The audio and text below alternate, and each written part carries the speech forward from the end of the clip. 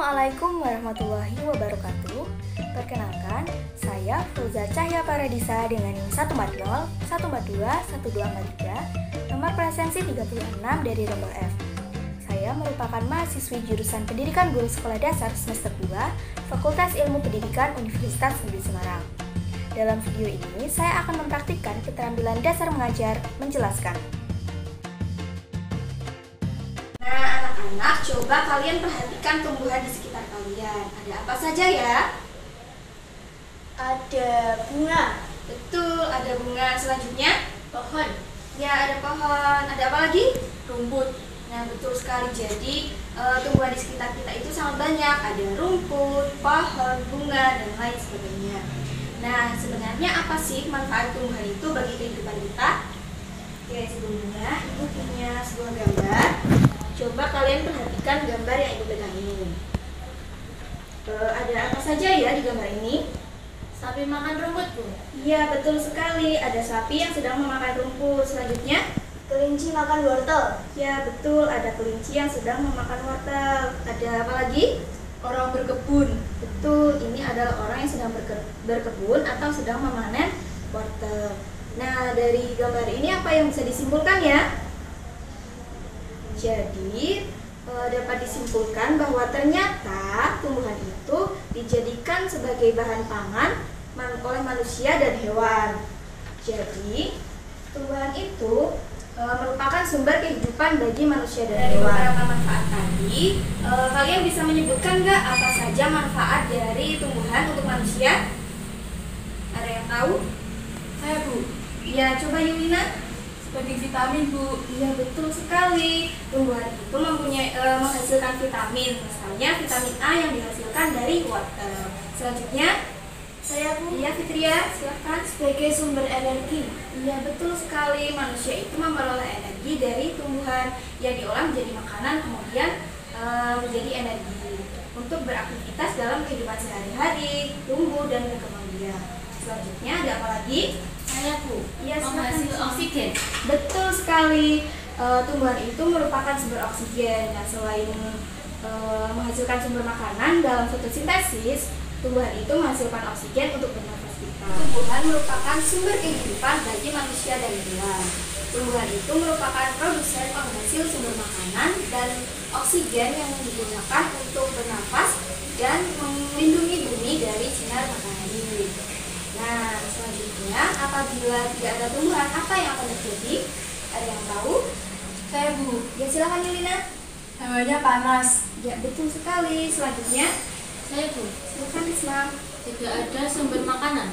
Betul, jika tidak ada tumbuhan di bumi kita, maka manusia dan hewan tidak akan mempunyai sumber makanan. Selain itu, bumi akan menjadi panas sehingga tidak ada kehidupan. Nah, sama seperti manusia, tumbuhan juga berkembang biak. Nah, kalau manusia itu berawal dari janin, lahir menjadi bayi, tumbuh menjadi anak-anak, remaja dan dewasa. Sedangkan tumbuhan bagaimana ya perkembangannya?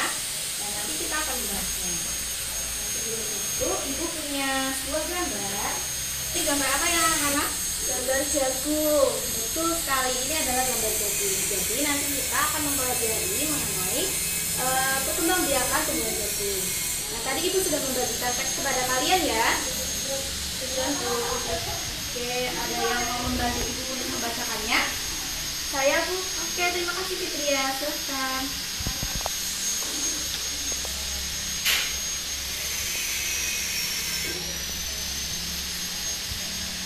Proses perkembangbiakan tumbuhan jagung.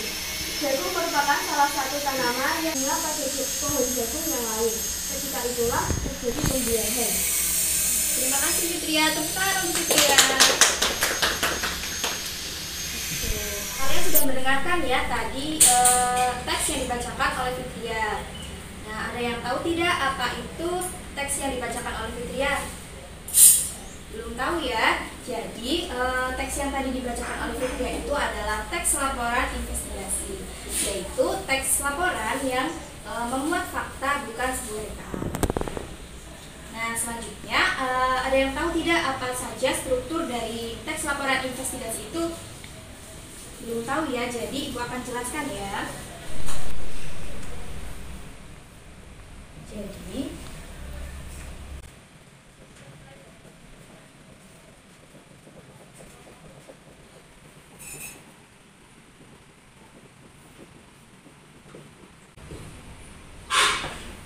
Jadi struktur teks laporan investigasi itu ada 5. Yang pertama adalah judul. Judul adalah kepala laporan yang digunakan untuk menandai sebuah laporan investigasi. Yang kedua adalah alat dan bahan.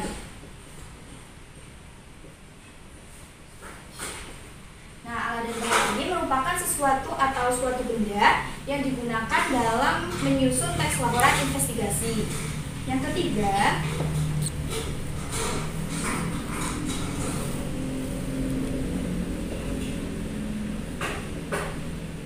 ketiga ada informasi umum, yaitu informasi yang bersifat umum, di mana menggambarkan objek yang diinvestigasi.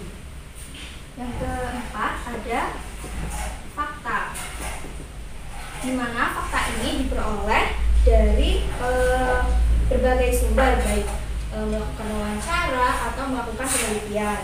Yang kelima yaitu kesimpulan.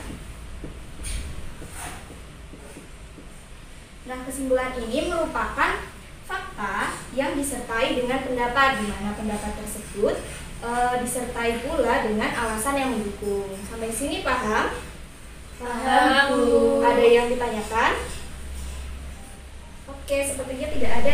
Nah, seperti yang sudah disebutkan dalam teks investigasi tadi, tumbuhan jagung merupakan salah satu tumbuhan yang berkembang biak melalui bunga, di mana serbuk sari dalam satu tumbuhan jagung itu akan terbawa angin, kemudian akan melekat dalam bunga jagung yang lain. Nah, setelah itu akan terjadi pembuahan. Nah, proses ini dinamakan dengan perkembangbiakan secara generatif. Nah, karena perkembangbiakan secara generatif ini diawali dengan penyerbukan di bunga, maka kita harus mengetahui apa saja bagian-bagian bunga. Nah, dari kalian ada yang tahu apa saja itu bagian bunga? Saya Bu, silakan Fitria. Mahkota bunga. Betul sekali, ada mahkota bunga. Selanjutnya, Saya Bu. nah, silakan Yulina. Kelopak bunga, Bu. Betul, ada kelopak bunga. Selanjutnya, ada yang tahu lagi? Saya Bu. Ya, Tangkai silakan. bunga. Ya, betul, ada tangkai bunga. Nah, di sini Ibu punya gambar bagian-bagian bunga. Di sini ada mahkota bunga yang seperti disebutkan Fitria tadi. Ada benang sari, ada kelopak bunga, ada dasar bunga, tangkai bunga, bakal biji, tangkai putik, kepala putik, tangkai sari, serta kepala sari. Nah, coba diperhatikan baik-baik ya. Baik, sampai sini paham? Paham, Bu. Nah, setelah kita mengetahui bagian-bagian bunga ini, kita akan mencari tahu proses perkembangbiakan secara generatif. Nah, ini adalah gambar proses perkembangbiakan secara generatif. Ada yang tahu tidak apa itu perkembangbiakan secara generatif? Belum tahu ya. Jadi, proses perkembangbiakan secara generatif adalah perkembangbiakan yang dilakukan melalui penyerbukan dan pembuahan. Nah, perkembangbiakan secara generatif ini diawali dengan adanya penyerbukan, di mana serbuk sari ini akan terbang dan melekat di kepala putik. Setelah itu, pada serbuk sari akan tumbuh bulu serbuk sari yang menuju ke ruang bakal biji. Kemudian, serbuk sari akan masuk ke ruang bakal biji melalui bulu serbuk sari. Ini. Nah, di dalam ruang bakal biji terjadi pembuahan, yaitu peleburan serbuk sari atau sel kelamin jantan dengan kepala putik atau sel kelamin betina. Nah, hasil dari pembuahan tersebut adalah zigot, seperti ini. Nah, zigot akan berkembang menjadi lembaga, bakal biji berkembang menjadi biji, dan bakal buah. Kemudian bakal buah berkembang menjadi daging buah. Lembaga yang berada di dalam biji merupakan calon tumbuhan baru. Seperti ini. Nah, sampai sini sudah paham ya bagaimana proses perkembangbiakan secara generatif. Ada pertanyaan? Tidak. Oke, jadi ada yang tahu tidak apa saja contoh tumbuhan yang berkembang biak secara generatif? Seperti seperti yang tadi sudah kita bahas itu, apa ya? Jagung. Ya betul sekali, ada jagung. Selain itu ada gula padi, jambu, mangga, durian, dan lain sebagainya.